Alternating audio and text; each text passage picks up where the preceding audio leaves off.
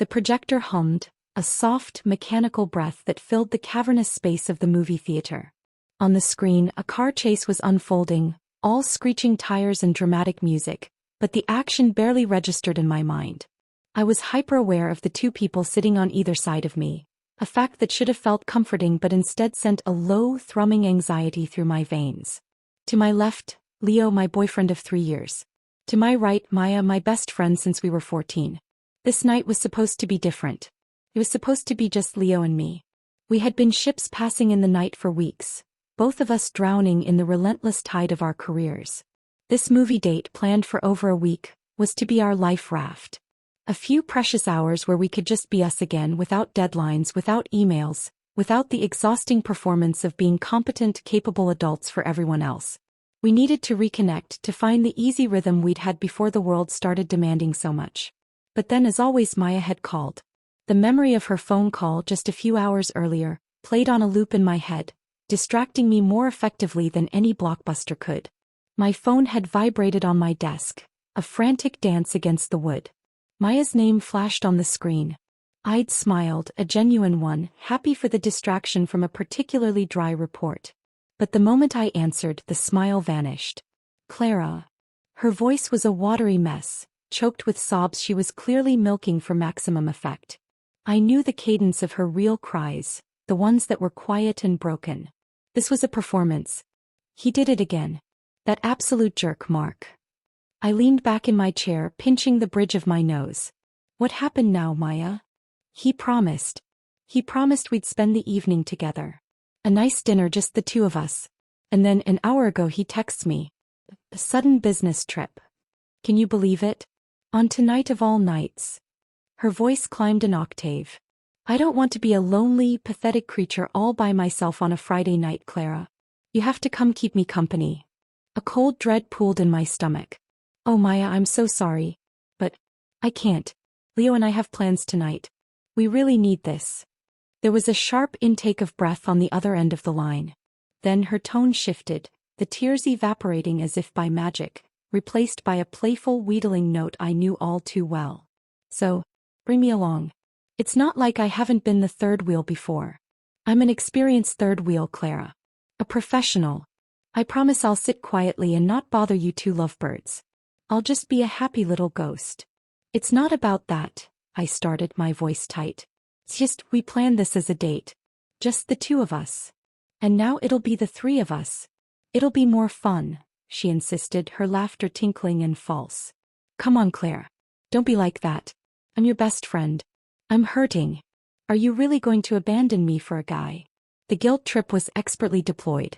It was her signature move, and even after all these years it still worked on me. She knew all my weak spots, all the buttons to press. She had been there through my father's illness, through my first heartbreak.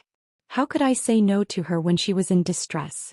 Let me just talk to Leo first, I said, a feeble attempt to regain control of the situation. Of course. Talk to him. I'll see you soon, she chirped, and before I could utter another word, the line went dead. I stared at my phone, a hollow feeling spreading through my chest. I didn't even have time to call Leo before my computer clock hit quitting time. I packed my things slowly, dreading the conversation. I knew what his reaction would be. Leo had never been Maya's biggest fan. He found her needy, manipulative, and a drain on my energy. He'd said more than once, Clara, you need to create some boundaries with her. She's a black hole of need. And I, ever the peacemaker, would defend her. She's just sensitive, Leo. She's had a hard time. You don't know her like I do. As I stepped out of the revolving doors of my office building, the evening air cool on my face, I saw her. Leaning against a lamppost as if posing for a photo shoot, Maya was a vision of curated distress. She wore a tight, low-cut top and jeans that looked painted on. Her eyes were slightly red-rimmed, but her makeup was flawless. She rushed forward the moment she saw me, linking her arm through mine with a possessive grip. There you are. I've been waiting forever, she said, her voice a dramatic sigh. She leaned her head on my shoulder. You're my lifesaver, Clara. Really? I forced a smile, my body rigid. It's fine, Maya. But we really need to call Leo. She waved a dismissive hand. I'll do it. Don't worry. She was already pulling out her phone, dialing and putting it on speaker before I could protest. The phone rang once, twice. Then Leo's voice, slightly muffled by the sound of traffic. "Hey baby. I'm just getting in the car. Everything okay?" Maya didn't let me speak. "Leo. It's me, Maya. I'm here with your wonderful girlfriend." There was a silence. A long, telling silence. I knew that silence. It was the silence of him scrolling through his mental Rolodex trying to place the voice. He didn't have her number saved. The knot in my stomach tightened. Maya giggled, a sound that grated on my nerves. "It's Maya. Claire's best friend? Honestly, Leo, I'm hurt. How could you not recognize my voice?" I heard the faint sound of a car door closing, cutting off the background noise. His voice became clearer, laced with a dry, forced politeness. "Oh right. Sorry, Maya. I thought you were another one of those insurance robocalls. What's up?" "Well," she began, her tone syrupy sweet. "I was hoping I could crash your movie date tonight. I'm having a really rough time and Claire's already said it's totally fine with her. I promise I'll be on my best behavior. I won't say a word." Another pause. I could picture him perfectly, sitting in his car, his jaw tight, one hand gripping the steering wheel. He would be annoyed. He valued our planned time together so highly, and he saw Maya's intrusions for what they were. But he was also a man who hated confrontation, especially the petty, emotional kind that Maya specialized in. Finally, he let out a short, breathy laugh that held no humor. "Yeah. Sure. If Claire is okay with it, I guess it's fine. I'm almost there anyway." Maya's face lit up with triumph. "Perfect. We'll see you soon." She ended the call without another word and turned to me, her eyes sparkling. "See? No problem at all. Leo's a sweetheart. You worry too much, Clara." She linked her arm back through mine, pulling me towards the direction of the cinema. I let myself be led, my own feelings a confused swirl of resentment and resignation. This was how it always was. Maya created a situation, I felt obligated to fix it, and Leo was forced to accommodate her. I was the rope in their silent tug-of-war. When Leo arrived, he gave me a quick, tight hug. His smile didn't quite reach his eyes. He nodded at Maya. "Maya. Leo. Thanks for letting me tag along," she said, beaming at him. "No problem," he replied, his voice neutral. But his hand found mine, and his grip was firm, almost possessive. As we walked into the theater, he leaned down and whispered in my ear, "You owe me for this one." I squeezed his hand back, a silent apology. The guilt was now a solid weight in my gut. I had chosen to placate Maya over honoring the plans I'd made with Leo. Now, sitting between them in the dark, the space felt charged with an unspoken tension. Maya had insisted on sitting in the middle, but I'd quietly maneuvered us so I was the buffer. Leo was focused on the screen, but his posture was stiff. Maya, on the other hand, kept leaning forward to comment on the movie or ask me a question in a loud whisper, ensuring she remained the center of attention. About halfway through the film, a familiar pressure built in my bladder. I'd been too distracted to go before it started. I leaned towards Leo. "I'm just going to the restroom," I whispered. He nodded, his eyes still on the screen. "Okay, hurry back." I stood up, carefully making my way past the knees of the other patrons. As I walked up the sloped aisle towards the exit, the bright lights of the lobby felt jarring after the darkness. I did my business quickly, washing my hands with a sense of urgency, wanting to get back to my seat, back to the fragile peace of the evening. When I returned to the theater and stumbled back to my seat in the dark, I accidentally brushed against the knee of the young woman sitting on the other side of Maya. I muttered a quick, "Sorry." She turned her head, and in the flickering light from the screen, I saw her expression clearly. It wasn't annoyance. It was something else. A weird, almost pitying look, her eyebrows slightly raised. It was so strange, so specific that it gave me pause. I settled back into my seat, pushing the odd moment from my mind. For the rest of the movie, I found it impossible to concentrate. I was hyper-aware of the space between Leo and Maya. Were they sitting closer than before? Had I imagined a fleeting touch? I chided myself for my paranoia. This was Leo. This was Maya. My two pillars. The idea was ridiculous. When the credits finally rolled and the lights came up, we all stood, stretching. The woman next to Maya brushed past me quickly, but as she did, I felt a sudden, sharp pressure in my palm.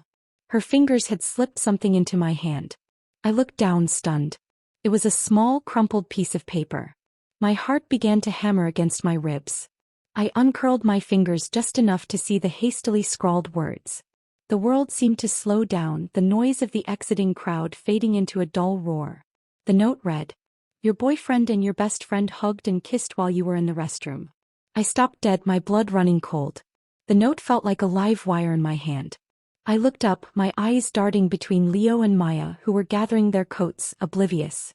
Leo turned, his face breaking into a concerned smile when he saw my expression. "Clara? Baby, what's wrong?" he asked, reaching for my hand. His touch felt like a brand. I jerked my hand back instinctively, then quickly crumpled the note into a tiny ball, shoving it deep into the pocket of my jeans. My mind was racing, a chaotic whirlwind of denial and sharp, piercing clarity. "Nothing," I managed to choke out, my voice strangled. "Just a bit dizzy from standing up too fast." I forced a smile, but it felt like a grotesque crack in my face. As I looked at him, my eyes, now searching, scanning for evidence, caught it. A faint, smudged trace of shimmery pink gloss at the very corner of his mouth. Maya's signature shade. And then Maya was there, looping her arm through mine, her voice a false, cheerful chime. "What's the holdup, you two? Come on, let's go. The night is still young." She leaned her head on my shoulder, and as she did, I saw it. The same pink gloss, messily smeared around her own lips. The ground didn't swallow me whole. The ceiling didn't cave in. The world kept turning, cruelly indifferent. But in that moment, standing in a crowded movie theater aisle, with Leo's guilty eyes on me and Maya's treacherous arm linked with mine, my world silently, irrevocably shattered. The walk out of the theater was the longest of my life. Each step felt heavy, deliberate, as if I were wading through wet cement. The note was a burning coal in my pocket, and the image of that smudged pink gloss was seared onto the back of my eyelids. Leo held my hand, his grip firm and familiar, but now it felt like a lie. His skin against mine was a violation. Maya chattered away on my other side, her voice a high-pitched, meaningless buzz. I heard nothing but the roaring in my own ears, the frantic, panicked beat of my heart. Hugged and kissed. The words were so simple, so devastating. They replayed in my mind with the stark clarity of a headline. It wasn't a prolonged, ambiguous glance I could explain away. It was an action. A choice. A betrayal executed in the dark, mere minutes after I'd left the room. The sheer audacity of it took my breath away. Did they think I was that blind? That stupid? Clara? Earth to Clara. Maya's voice pierced through my thoughts. She was shaking my arm, her face a mask of feigned concern. "You've been totally spaced out. Are you sure you're okay?" I turned my head slowly, meeting her eyes. I saw it then, a flicker of something deep within them. Not concern. Anticipation. She was waiting for me to break, to scream, to crumble. She was reveling in this. It was a game to her, and she thought she was winning. I had to swallow twice before I could force sound out. "I'm fine. Just a headache coming on. Maybe from the loud music in the movie." The lie was flimsy, but it was all I had. Leo squeezed my hand. "We can just go home, baby. We don't have to do anything else." Home. The word was a punch to the gut. Our apartment, the one we'd picked out together, filled with furniture we'd chosen, photos of our life. The place that was supposed to be our sanctuary. Now the thought of being trapped in those walls with him, with the ghost of their betrayal clinging to every surface, made me feel physically ill. But going home meant being alone with my thoughts. It meant confronting him. And I wasn't ready. I had no proof beyond a stranger's note and some smudged makeup. He would deny it. He would make me feel crazy, paranoid. He'd done it before over smaller things. "You're overthinking, Clara. You're too sensitive." I couldn't give him that power. Not now. "No," I said, my voice surprisingly steady. "It's okay. The fresh air will help." Maya immediately latched onto this. "See? Fresh air. And food. I'm starving. Let's get something to eat." "I treat." She beamed, her eyes sliding from me to Leo and back again. "It's the least I can do for crashing your date." The irony was so thick I could taste it, metallic and bitter on my tongue. My treat. How many times had I heard that? How many meals had she treated me to, only for me to find out later she'd used one of my membership cards, my money? The memory of it, once a minor irritation born of friendship, now felt like a fundamental part of a larger, more sinister pattern. She was a taker. and she had just taken the most important thing I had. Sure, Maya, I heard myself say. Food sounds good. I needed time. I needed to think. This wasn't just a matter of a broken heart. It was a strategic problem that had been dropped in my lap. My work had trained me for this. When a project goes catastrophically wrong, you don't scream and cry. You assess the damage. You identify the weak points. You formulate a plan. You contain the fallout. Leo looked relieved that I seemed to be returning to normal. Okay, if you're sure. Where did you have in mind, Maya? Oh, that little Italian place we all love. The one with the patio. She said it with a familiarity that grated. We all love. She had inserted herself so completely into the fabric of our relationship that she now spoke for us as a unit. The Italian place. Antonio's. We did love it. Leo and I had had our first anniversary dinner there. The memory, once sweet, now felt like a betrayal in itself. I had a premium membership card there, one I loaded with thousands of dollars every year because we went so often. Because we loved it. How many times had Maya treated us there on my dime? As we walked, I let my mind race, compartmentalizing the searing pain into a cold, analytical box. I observed them. Every interaction was now evidence. The way Maya laughed a little too loudly at something Leo mumbled. The way he shoved his hands in his pockets, his shoulders tense, avoiding looking directly at her. They were nervous. Guilty. But they were also arrogant, believing their secret was safe. We reached the restaurant, and the hostess, a woman named Sarah who had served us dozens of times, greeted us with a warm smile. Clara. Leo. Good to see you. Table for 3. Please, Sarah. On the patio if you have it, Maya said, stepping forward and taking charge. Sarah's smile tightened almost imperceptibly as she looked at Maya. Of course. Right this way. We were led to a table in the corner of the patio, strung with fairy lights. It should have been romantic. It felt like a stage set for a tragedy. I sat down and Leo took the seat next to me. Maya sat opposite, her eyes darting between us. So, she began, picking up a menu she didn't need to look at. What are we having? I'm thinking the truffle pasta and a bottle of red. She looked at Leo. You'll share a bottle with me, won't you, Leo? Since Clara doesn't really drink. It was a tiny dig, a reminder of a small incompatibility between Leo and me. He loved wine, I was indifferent to it. He usually drank alone or with colleagues. Now it was an invitation. Actually, I said before Leo could answer. I think I will have a glass tonight. My head is pounding. It was a lie, but I needed to see his reaction. Leo looked surprised, then pleased. Really? Great. Yeah, let's get a bottle of the Sangiovese. Maya's smile didn't falter, but I saw a flicker of annoyance in her eyes. I had disrupted her script. Good. While they debated the wine list, I excused myself. I'm just going to the restroom. Wash my hands. Inside, the cool, tiled silence of the bathroom was a relief. I leaned against the sink, staring at my reflection in the mirror. The woman looking back was pale, her eyes wide with a kind of shocked horror. But beneath the shock I saw something else. A hardening. Resolve. I splashed cold water on my face, the shock of it helping to clear the fog of panic. I didn't go straight back to the table. Instead, I walked to the hostess stand. Sarah was there, inputting a reservation into the computer. Sarah, hi, I said, my voice low. She looked up, her expression friendly. Clara. Everything okay with the table? Yes, it's perfect. I had a quick question. Could you check the balance on my membership card for me? I think I might need to top it up soon. Sure thing.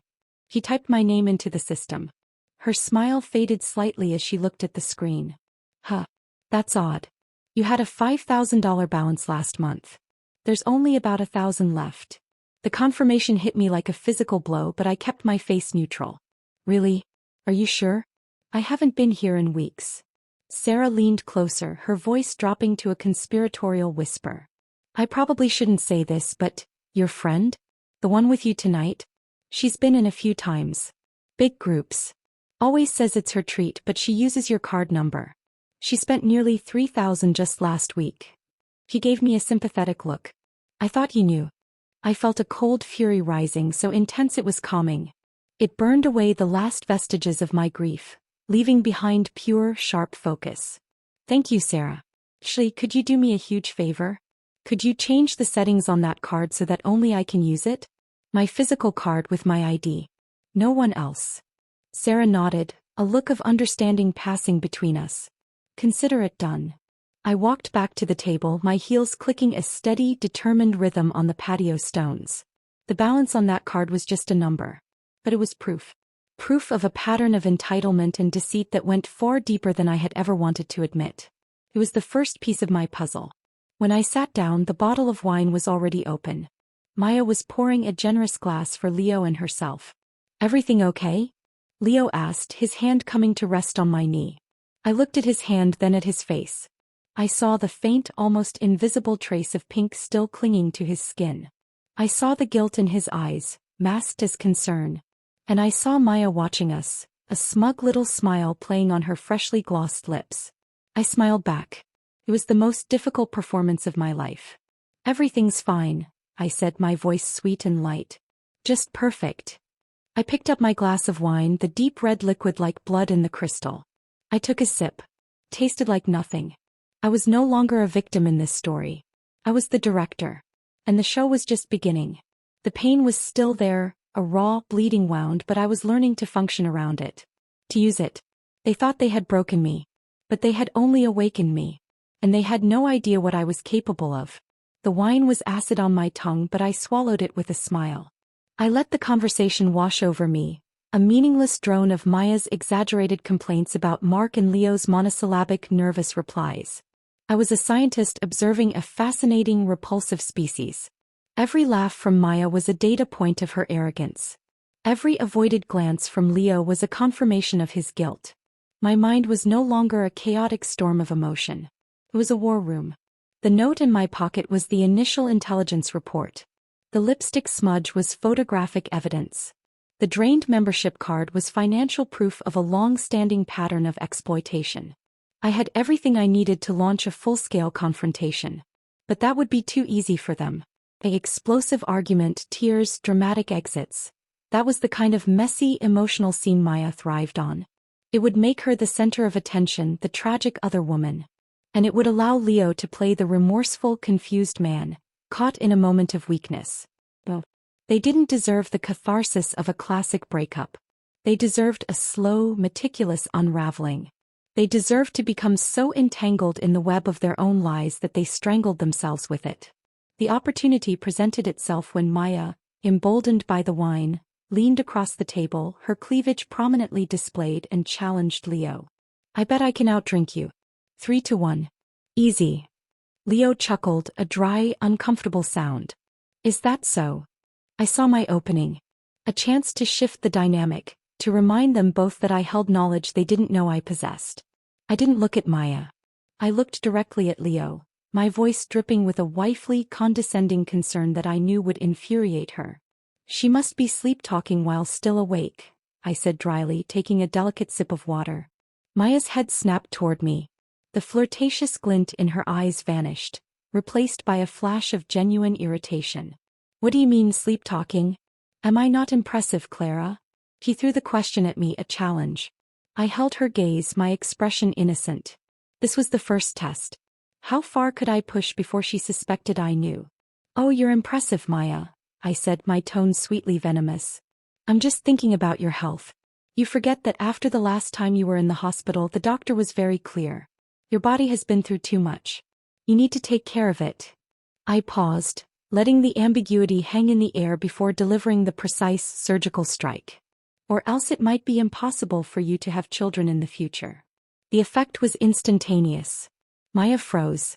The color drained from her face, leaving her makeup stark and garish.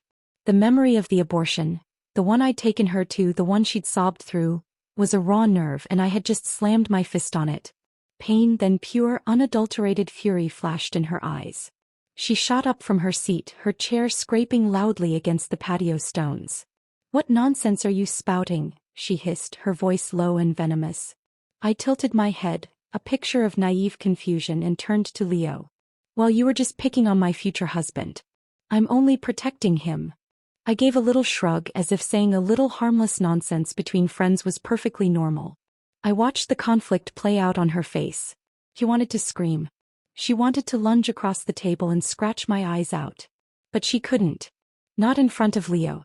not without revealing why my words had struck such a deep chord. She was trapped by her own secrets. Her face cycled through shades of green and pale before she finally, forcibly, smoothed her features into a strained smile. She sat down slowly, her movements stiff. "You shouldn't joke like that, Clara," she muttered, her eyes flicking nervously to Leo. "If someone who didn't know better overheard, they might think it's true." The message was clear. Shut up or I'll tell him about the abortion. But her threat was my weapon. She was afraid he'd find out. Why? Because the timeline might not add up for him? The thought, once a vague suspicion, now solidified into a cold, hard certainty in my gut. That button from his shirt I'd found in my car that day.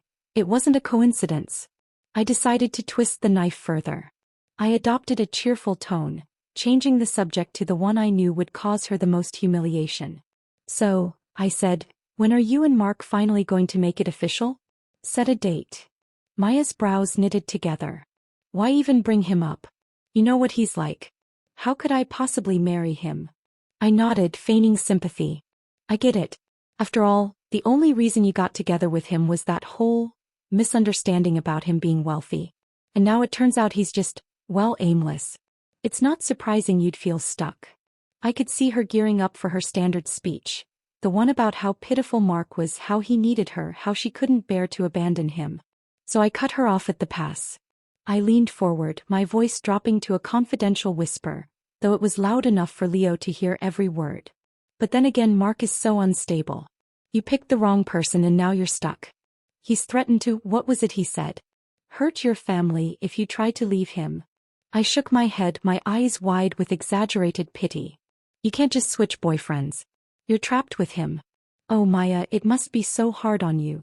The look on her face was priceless. It was a mixture of sheer rage and utter shock. I had taken her pathetic narrative and reframed it into a story of a woman trapped by a violent, threatening loser. I had exposed the pathetic reality of her situation without her permission. Her face darkened to a terrifying shade of purple. Leo, meanwhile, had gone very quiet. I could feel the discomfort radiating from him. The woman he'd just been fooling around with was being publicly portrayed as the desperate, battered girlfriend of a psychopath. It wasn't a good look for him. All right, I said brightly, clapping my hands together as if to dispel the gloom. "Let's not talk about unhappy things. Let's change the subject to something cheerful." Maya couldn't take it anymore. She forced a strangled laugh, muttered an excuse about the restroom and fled the table. The moment she was gone, the atmosphere shifted. I turned to Leo, placing my hand gently on his arm. "Thank you," I whispered, my voice soft and full of feigned gratitude. He looked genuinely puzzled. "For what?" I sighed a little helplessly. "For putting up with this tonight. I know it's miserable. Every time we try to have a nice night, she just invades. I know she ruins the mood." I looked down as if ashamed. "But she's still my best friend. Can you just tolerate her for a little while longer? I'll find a way to talk to her, to set some boundaries. It won't be like this forever, I promise." I watched his face carefully. I saw the initial flicker of suspicion. Why was my attitude suddenly so different? But it was quickly replaced by relief. He saw what I wanted him to see. Not a woman who had discovered his betrayal, but a woman who was finally getting fed up with her needy friend. He was off the hook. He could now frame his own guilt as patience. He touched my cheek, his thumb stroking my skin. It took every ounce of my willpower not to flinch. "Baby," he said softly, "it's about time you felt that way." The hypocrisy was so thick it choked me. He had always disliked her, and now he was comforting me for sharing his view, all while having his tongue down her throat hours earlier. It was perfect. When Maya returned, the food arrived. She, determined to regain control, ordered a round of shots. When the waiter looked at me, I shook my head. "I can't. My period." Leo turned to me, a question in his eyes. It was a lie. My cycle wasn't for another 2 weeks. I gave him a tiny, almost imperceptible nod. I saw the disappointment flash in his eyes. Good. The thought of him touching me now made my skin crawl. This was a new boundary. The first of many. Maya, however, looked thrilled. She winked at Leo. "It's fine. I'll keep you company." The rest of the meal was a masterclass in passive-aggressive warfare. Maya drank heavily, becoming increasingly flirtatious and clumsy, brushing against Leo whenever she could. I watched it all with a detached amusement. When the bill came, I sat back and watched her performance. She grandly called for the check and confidently recited my membership number. The waiter returned a moment later. "I'm sorry, miss. That number has been deactivated." The panic on her face was a beautiful thing. She tried again, her voice rising in pitch. Same result. She looked at me, her eyes desperate. "Clara? What's going on?" I widened my eyes, the picture of innocence. "What's wrong?" He couldn't say it out loud. Not in front of Leo. Not without admitting she'd been stealing from me for years. She was trapped. Flustered and humiliated, she finally blurted out, "Can't you just pay with your card?" I smiled sweetly. "Oh, did you not bring your wallet? When you said it was your treat, I thought you meant it." The waiter, sensing the tension, announced the total. Just over $500. Maya's face burned crimson. "My money. Mark took it all," she mumbled, utterly defeated. Leo had finally had enough. He pulled out his phone with a sigh of disgust. "I'll get it." He paid the bill, not even looking at her. As we stood to leave, he muttered under his breath, but loud enough for both of us to hear, "If you don't have money, don't offer to treat." It's embarrassing. It was the ultimate humiliation for her. She had failed in her performance of generosity in front of the man she was trying to impress. The car ride home was silent. The mask was off for all of us, but only I could see the full picture. They were nervous, exposed criminals. I was the quiet warden locking the cell door for the night. The game was afoot and I was just getting started. The pain was still there, a constant aching hum, but it was now accompanied by a new electrifying sensation, the thrill of the hunt. The silence in Leo's car was a physical presence, thick and suffocating. Maya, who had been playing up a drunken stupor, was now unnaturally still in the back seat, the humiliated flush still visible on her neck even in the dark. Leo's knuckles were white on the steering wheel.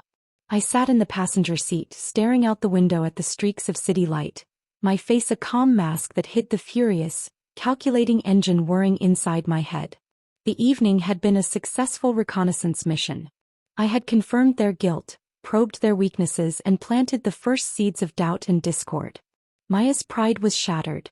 Leo's comfortable illusion of control was cracked. Now I needed harder evidence.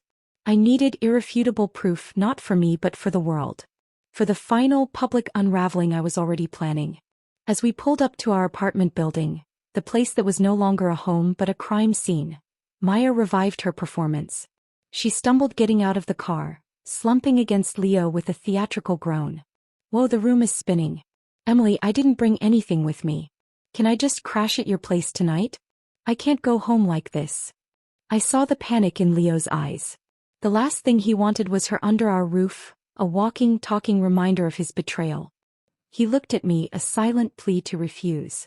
I turned the question back on him, my voice laced with wifely deference. "What do you think, Leo? If it's not convenient, there's a hotel right up the street. I can book her a room." I watched him wrestle with it. The decent, image-conscious part of him knew that dumping a drunk woman alone in a hotel was a bad look. The guilty, terrified part of him wanted her as far away as possible. Decency mixed with a heavy dose of self-preservation won. He hesitated, then said, "Better she stays with us. If she's drunk and something happens at a hotel, we'd never forgive ourselves." "Okay," I said softly, injecting a note of reluctant agreement. "We'll do as you say." Our apartment felt alien when we stepped inside. The familiar scent of the lemon-scented cleaner I used, the soft throw blanket draped over the couch. It all felt like a stage prop, a carefully constructed set for a life that had never really existed. We had moved in together 6 months ago, a step towards the marriage we'd been talking about. It was a 3-bedroom place. We'd been saving the master bedroom for after the wedding, so for now we slept in separate guest rooms. The irony was almost laughable. The distance I had sometimes resented was now my greatest asset. "I'll get some towels," Leo muttered, practically fleeing down the hall. Maya looked at me, her eyes glinting with a challenge she thought was hidden by her drunken act. "Thanks for letting me stay, Clara. You're a real friend." The word friend felt like a slap. I just nodded and led her to the guest room I used. Bathrooms across the hall. There's a new toothbrush in the cabinet. I went through the motions of getting ready for bed, my movements automatic. I brushed my teeth, washed my face, and changed into my pajamas. All the while my mind was racing. I needed them to think I was asleep. I needed them to feel safe enough to talk. I climbed into bed beside Maya. She was already lying down, her back to me, feigning sleep. Her breathing was too even, too controlled. I turned off the light and lay in the darkness, counting the seconds. I forced my own breathing to slow, to mimic the deep, regular rhythm of sleep. The space next to me was tense. I could feel the alertness radiating from her. I lay there for what felt like an eternity, every muscle taut. The digital clock on the bedside table glowed 1:47 a.m. Finally I felt her stir. She shifted onto her side, facing me. I kept my eyes closed, my face relaxed. She waited a full minute, then gently patted my shoulder. "Clara," she whispered, her voice barely audible. I didn't move. I didn't breathe. She whispered my name again, a little louder. When I still didn't respond, she slowly, carefully sat up. The mattress creaked. I heard the soft rustle of the sheets as she swung her legs out of bed. Then the faintest click of the bedroom door opening and closing. My eyes snapped open. The room was pitch black, but adrenaline lit me up from the inside. I waited, counting to 300 in my head, giving her a 5-minute head start. This was it. The moment of truth. I slid out of bed, my movements silent and precise. I had already prepared my phone, setting the camera to video mode. I crept to the door and opened it just a crack. The hallway was dark, but a sliver of light spilled from under Leo's bedroom door. My heart hammered against my ribs, a painful, frantic drumbeat. I fought down the wave of nausea and disgust, forcing myself into a state of cold observation. I padded silently down the hall and gently, so gently, pushed his door open just enough to fit the lens of my phone through the gap. I held my breath. They didn't notice. They were on the edge of his bed, silhouetted against the lamplight. Maya had her hand on his arm. "Leo," she whispered, her voice a pathetic, pleading sound. "You should break up with Clara. Be with me. I'm so much better for you than she is." My hand holding the phone was rock steady. The camera was recording, capturing every damning word. At first, Leo resisted. His voice was low, strained. "You, compared to Clara? Don't be ridiculous." But Maya knew how to play him. She pouted, her voice trembling on the verge of tears. "How can you say that? After what we shared?" I saw his resolve crumble. He was weak. He always had been. He reached out and touched her face, his voice softening into a coaxing tone that made my stomach turn. "Hey, no one's as lovable as you are. You know that." Maya beamed, tilting her head. "I'm way more fun than Clara. I'm not boring. I actually live." That was enough. I had what I needed. A clear, unambiguous confession.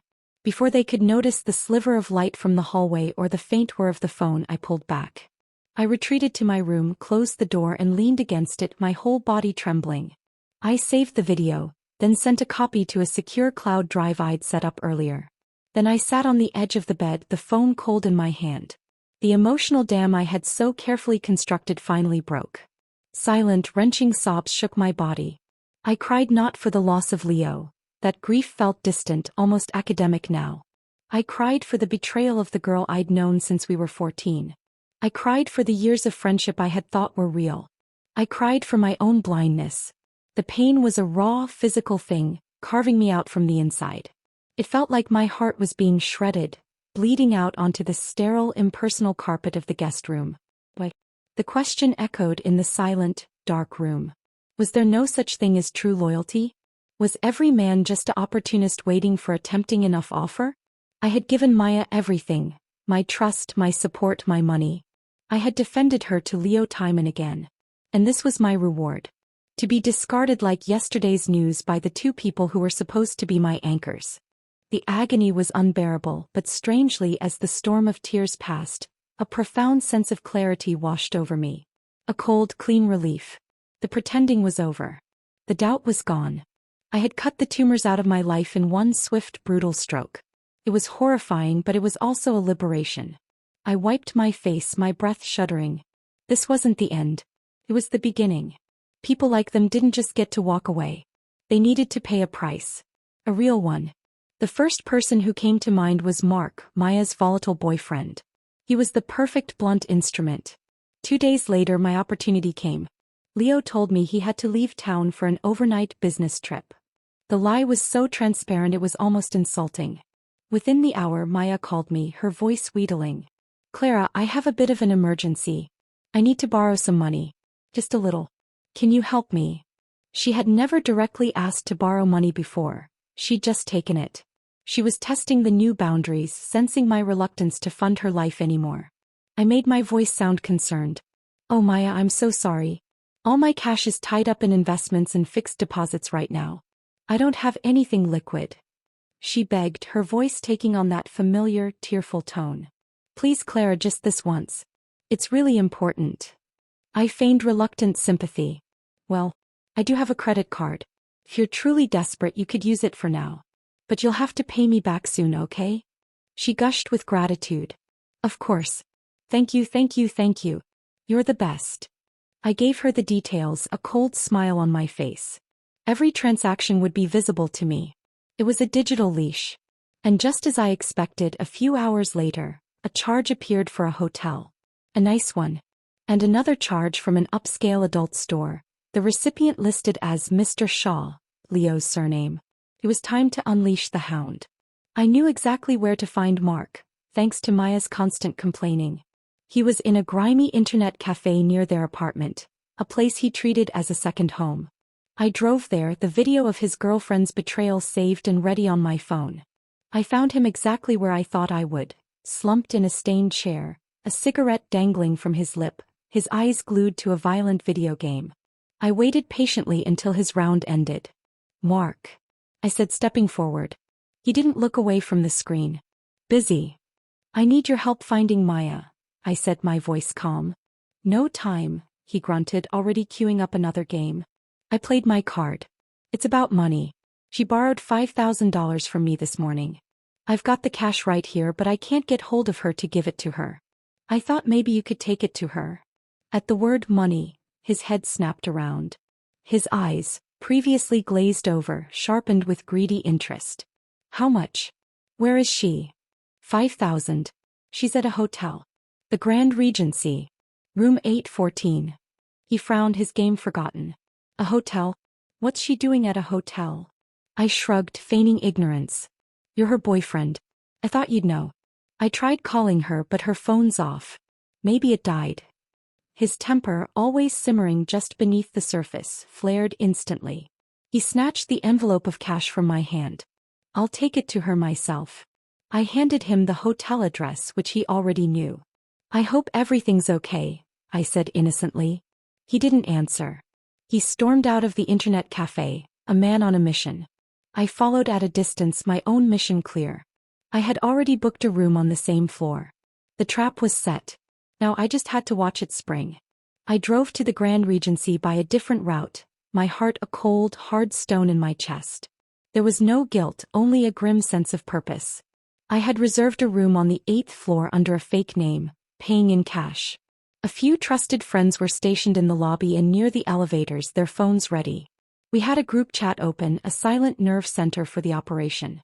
Mark just entered the lobby. He looks pissed. Heading to the elevators. The message lit up my screen. I stood by the door of my room, ear pressed to the wood, listening. The hallway was quiet, plush carpet absorbing all sound. Then the distant ding of the elevator. Heavy, angry footsteps. My phone vibrated again. He's on your floor. Walking towards 814. I held my breath. This was the moment of truth. Would she open the door? Would he break it down? I heard a fist hammer against wood, not a knock but a violent pounding. Maya, open the damn door. Mark's voice was a guttural roar, muffled but clear. Silence. Then her voice, sharp and annoyed, through the door. Go away. I said, I don't need housekeeping. A genius, desperate lie. But Mark wasn't buying it. Housekeeping? It's 3 in the afternoon, you stupid woman. It's me. Open up. Another pause. I could imagine the panic inside that room. The scrambling, the hushed arguments. My phone camera was ready, peeking through the slight crack in my door. Then the sound of the lock disengaging. The door was yanked open. Didn't I say I don't need? Maya's sentence was cut short by a strangled yelp. Mark had her by the hair, dragging her out into the hallway. She was in a flimsy hotel robe. Let's see if you've been fooling around in there, you shameless bitch. He shoved his way into the room. The door slammed shut, but the thin walls were no match for the chaos that erupted immediately. A scream from Maya. The sickening thud of a fist connecting. The crash of furniture being overturned. A man's voice, Leo's, shouting in panic. What the hell? Get off her. Other hotel room doors began to open. Curious, startled faces peered out. The hallway, once silent, was now filled with the soundtrack of a brutal confrontation. My friends texted me updates. People are gathering. Someone called security. From inside the room, Mark's roars were unmistakable. You put a green hat on me? You think you can steal my woman? I'll kill you both. There were more crashes, more screams. The audience in the hallway, initially shocked, now understood. Murmurs turned into loud comments. Serves them right. Cheating scum. The public shame was even more potent than the violence. No one tried to intervene anymore. They were spectators to a morality play. Then the ultimate humiliation. The door flew open again. Leo stumbled out, clutching a torn shirt to his chest. He was in nothing but his boxers, his face a mask of terror and shame. He tried to run down the hall, but Mark was on him, landing blows on his back and shoulders. Stop. Ryan, please stop. Leo begged, his voice cracking. He was a regional manager, a man in a seven-figure suit, reduced to a cowering, nearly naked animal in a hotel corridor. Inside, Maya was sobbing, begging for mercy. And then I heard her voice, shrill with betrayal, but this time she was betraying me. It's Clara. This is all Clara's fault. She set this up. She told me to break up with you. She gave me the money. My blood ran cold but then hot with fury. Even now she was trying to redirect the poison. Mark snarled, actually buying her life for a moment. That bitch. I'll deal with her later. Maya kept crying, weaving a new story on the spot. I was confused, Ryan. I shouldn't have listened to her. She's the one trying to ruin us. It's all her fault. The sound of security guards rushing down the hall finally broke it up. Shouts, more scuffles. My phone vibrated. Cops are here. Everyone's dispersing. I waited until the commotion died down. I slipped out of my room, disguised in a large hat and sunglasses I'd brought, and merged with the crowd of onlookers being shooed away. I saw Leo, now with a blanket around his shoulders, being questioned by police, his head bowed in utter disgrace. I didn't see Maya or Mark. Back in the safety of my car, I reviewed the video my friends had sent. It was perfect. Clear, shaky, but undeniable footage of Leo being beaten, of the chaos, of the crowd's reaction. It was raw, viral gold. That night when I got home, Leo was already there. He was sitting on the couch in the dark, a glass of whiskey in his hand. The promotion he'd been so sure of was gone. The news had traveled fast. I walked in, feigning ignorance. Leo? What's wrong? You look awful. He sighed, a hollow, broken sound. He couldn't look at me. It's nothing. Just work stress. I probably won't get the promotion this year. I sat beside him, slipping my arm through his. I could feel the tension radiating from him. It's okay, I soothed, my voice soft.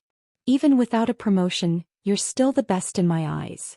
He looked at me then and I saw a flicker of something, remorse maybe, or just shock at my unwavering support. He leaned in to kiss me. I turned my head just in time, his lips brushing my cheek. Oh, I almost forgot, I said lightly as if it were an afterthought. Maya called. She said she got hurt and wants me to come over. What do you think? His face darkened instantly. Don't go. His hand tightened on mine. Stay home. With me. She said it was important. I insisted, playing my part. She sounded serious. I should probably just check on her. He was suddenly nervous, almost desperate. Clara, don't. She's not a good person. You should stay away from her. I looked at him, my head tilted. You hate her that much?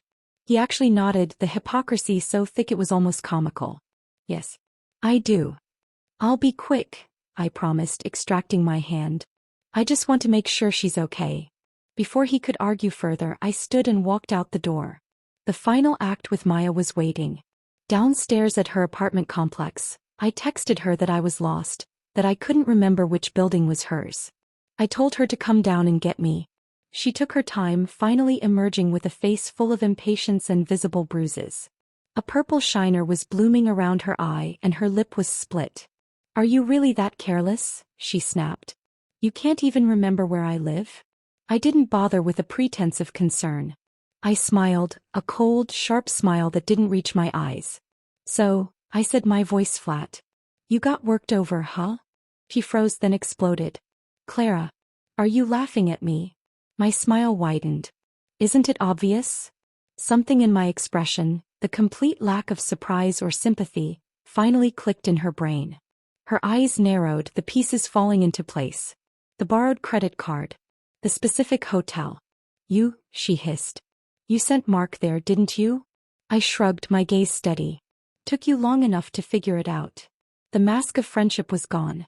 Her face contorted with pure hatred. "Don't play dumb. You found out, didn't you?" "You left so many clues," I said, my voice dangerously quiet. "It was like you wanted me to. You called to borrow money the second Leo left. You used my card to book the room.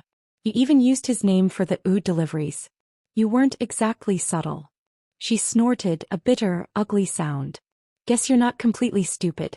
I thought you'd never figure it out."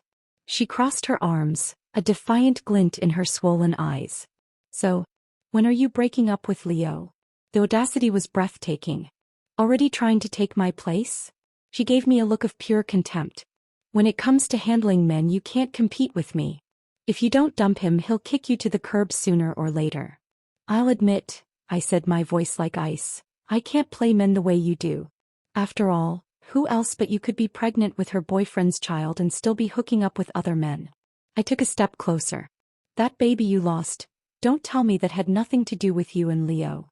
The color drained from her bruised face. I had been piecing it together ever since the dinner, the memory of the shirt button, the doctor's warning. Her reaction confirmed it all. She recovered quickly, wanting to inflict one last wound. "That's right," she spat, pride warring with malice on her face. "That day it was me and Leo. The moment he left, I called you. Did you know what he said? He told me you were boring. That I'm so much better. That he likes me far more." I felt nothing but a profound disgust. "Does Mark know?" I asked calmly. "Of course not. And he won't believe you. He'll just blame you." I smiled then, a genuine, terrifying smile. I held up my phone, showing her the screen. It wasn't recording video. It was a call log. The call had been active for 3 minutes. The name on the screen was Mark. Her face twisted in horror. She lunged at me, her hand clawing the air. "Clara, you..." But her curse died in her throat. Her hand froze mid-swing. Her eyes widened, focusing on something behind me. I didn't need to turn around. I knew who was there. I had called Mark right before I got out of the car, told him I had proof of who really ruined his life and exactly where to find her.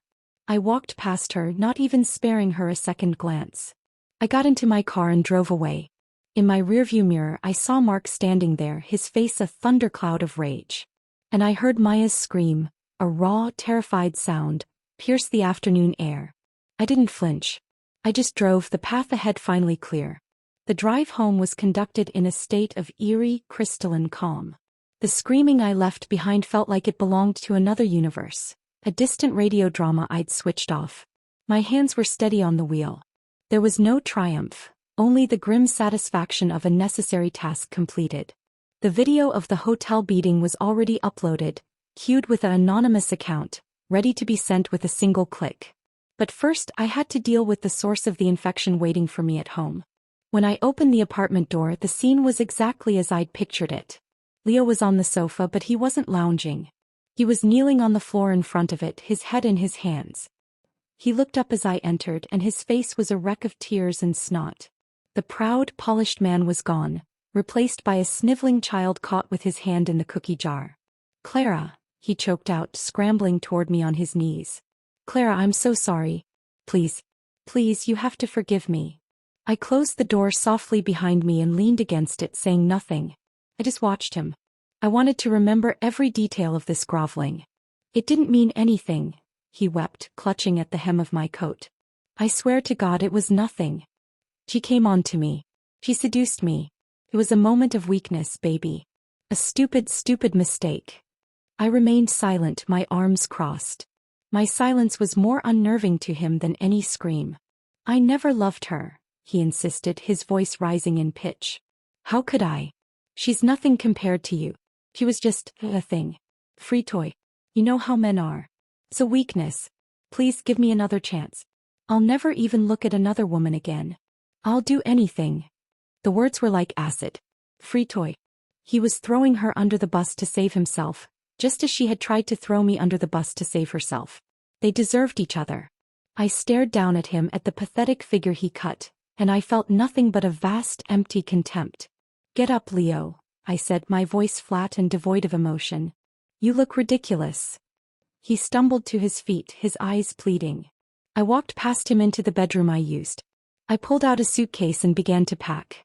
Methodically. Calmly. I took only what was mine. The clothes I'd bought. The books. The small mementos from my life before him. He followed me, hovering in the doorway, his apologies becoming more frantic, more desperate. Where are you going?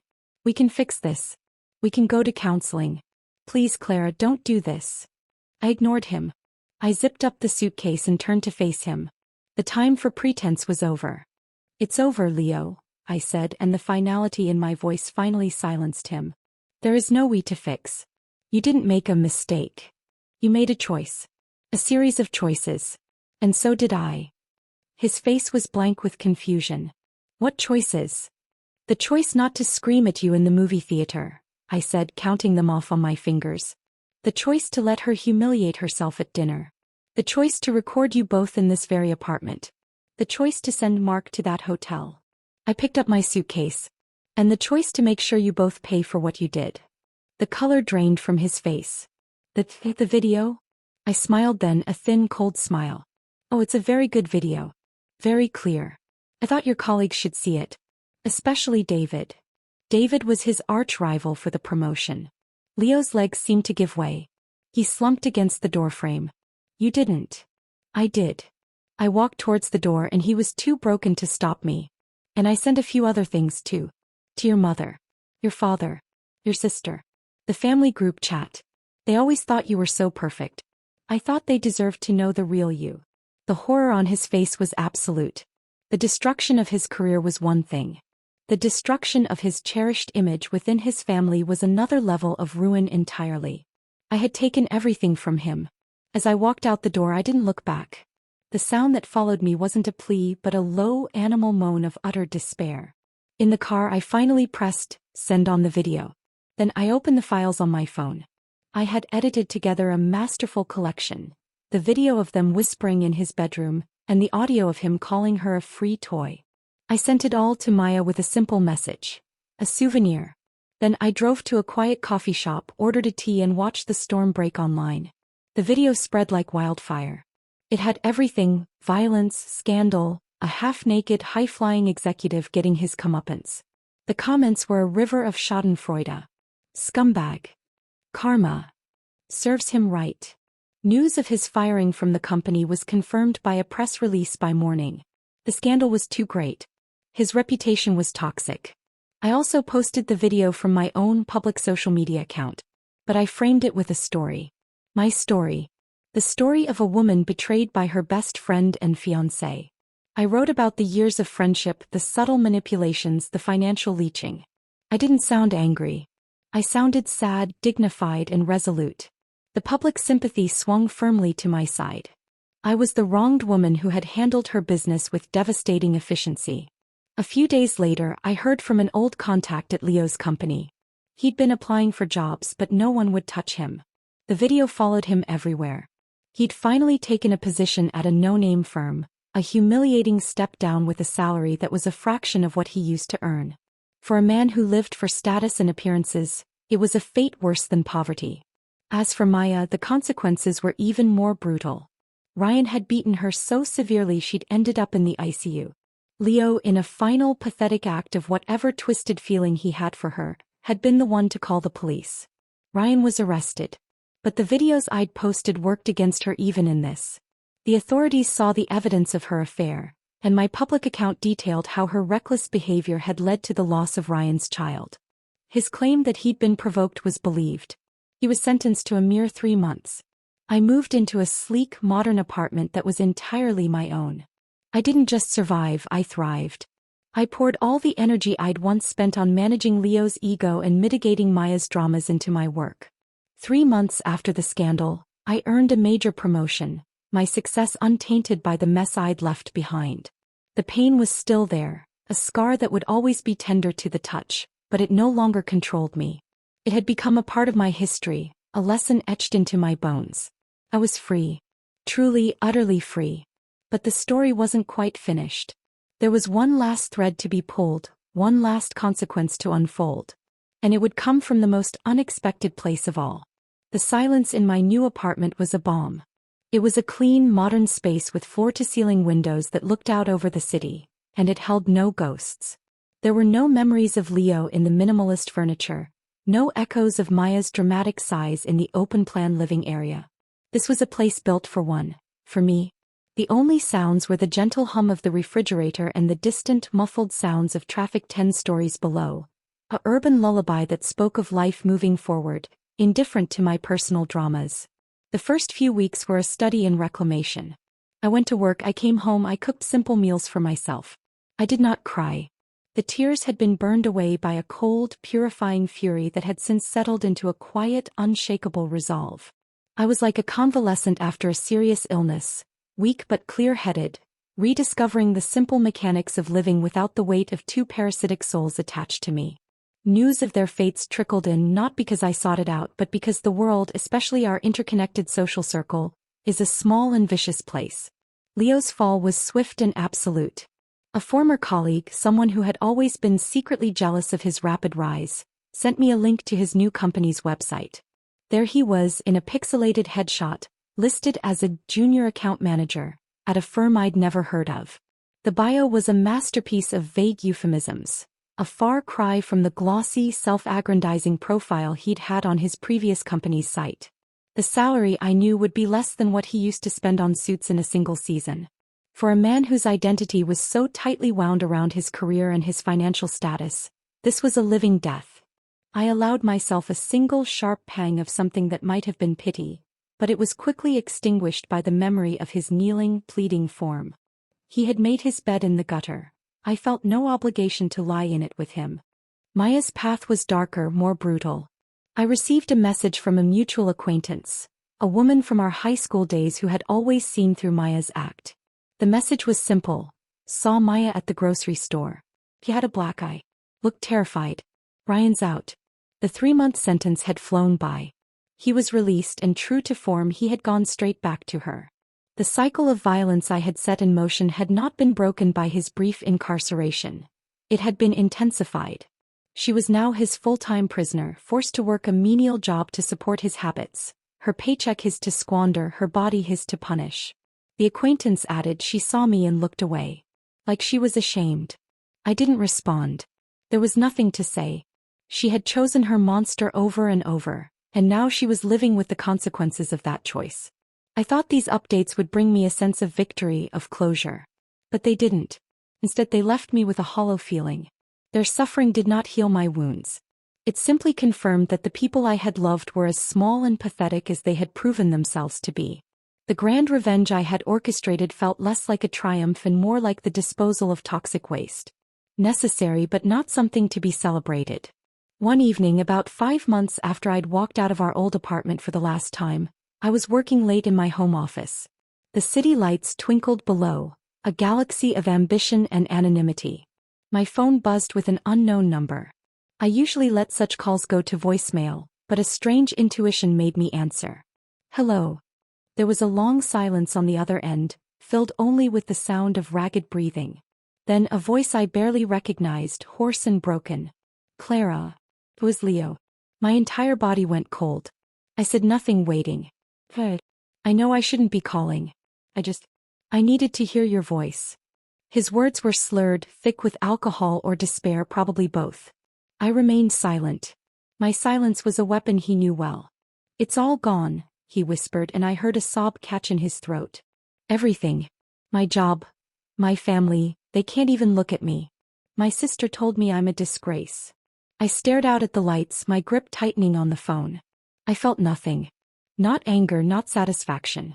Just a vast, empty distance. I think about you every day, he choked out. I think about your laugh. The way you'd rest your head on my shoulder when you were tired after work.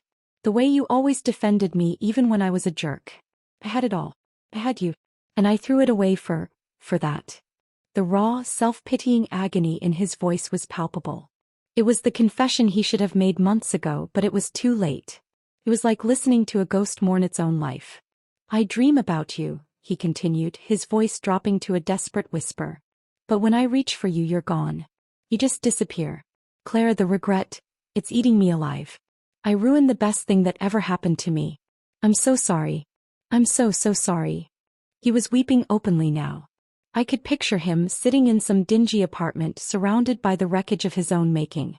I finally spoke, my voice calm and clear, cutting through his tears like a shard of ice. Leo. He stopped, sniffing, waiting for a lifeline.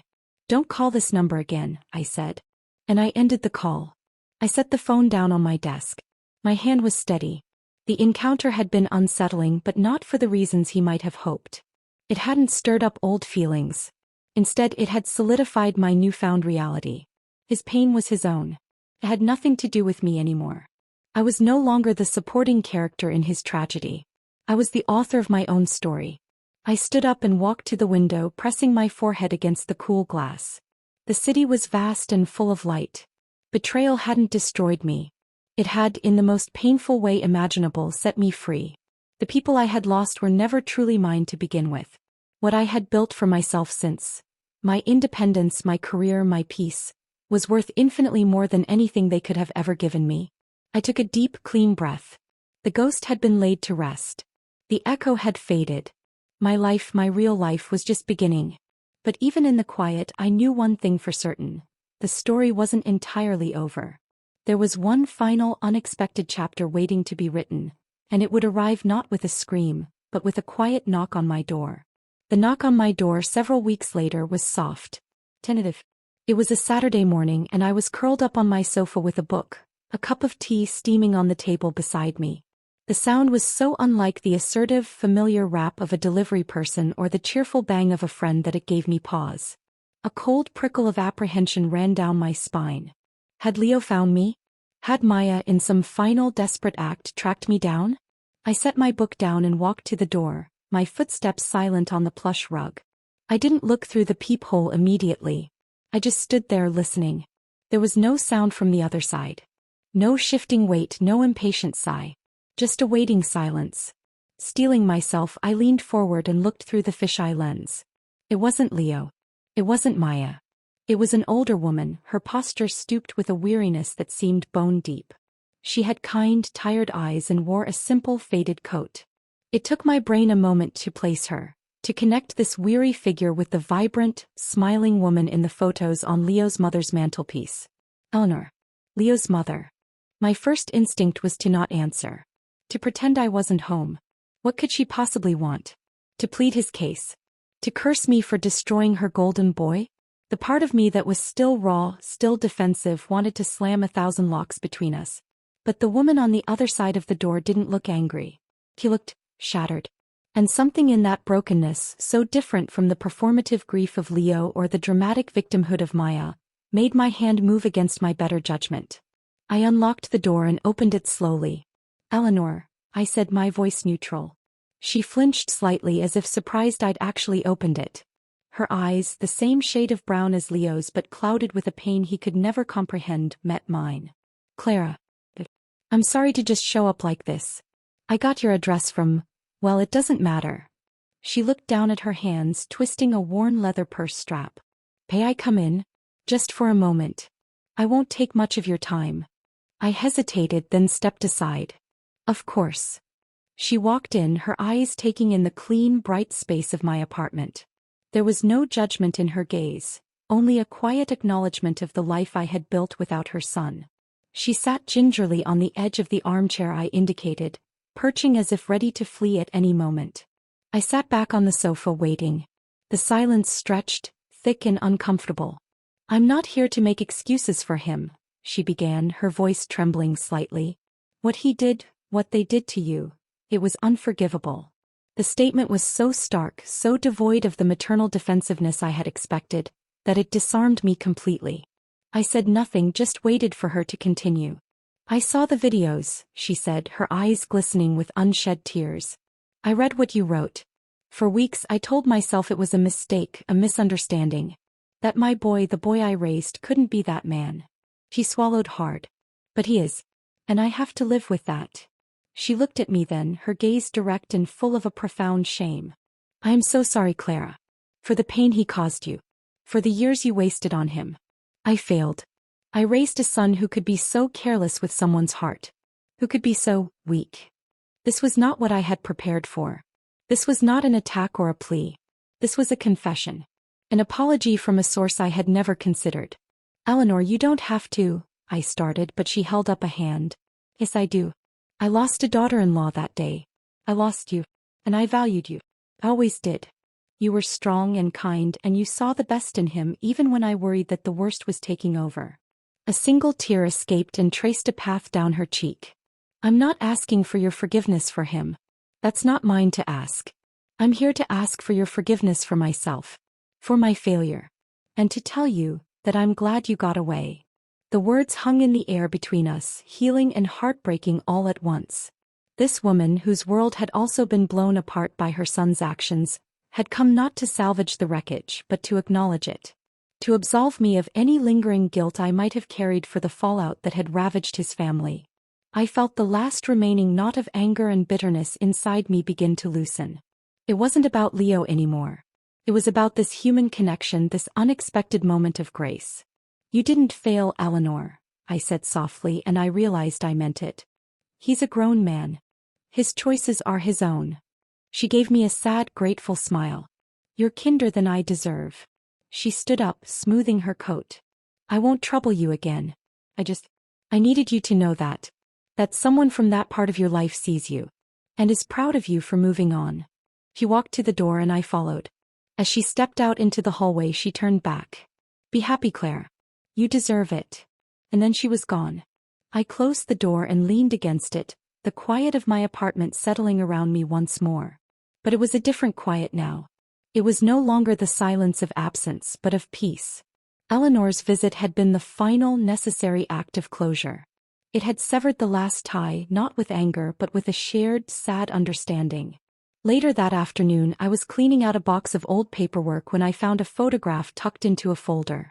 It was of me, Leo, and Maya, taken on a beach vacation 2 years ago. We were tanned and laughing, our arms slung around each other. We looked invincible. We looked like a family. I stared at the photo for a long time. I didn't feel the sharp sting of betrayal anymore. I felt a distant, nostalgic sadness, like mourning for people who had died. The people in that photo were gone. The naive, trusting Clara. The charming, ambitious Leo. The fun-loving, loyal Maya. They were ghosts. I tore the photograph in half, then into quarters, and dropped the pieces into the recycling bin. There was no drama in the act. It was simply cleaning up. That night I stood by my large window watching the city lights. The memory of Leo's drunken, regret-filled call and Eleanor's dignified apology played in my mind. One was a cry from the abyss he had chosen. The other was a hand extended from solid ground.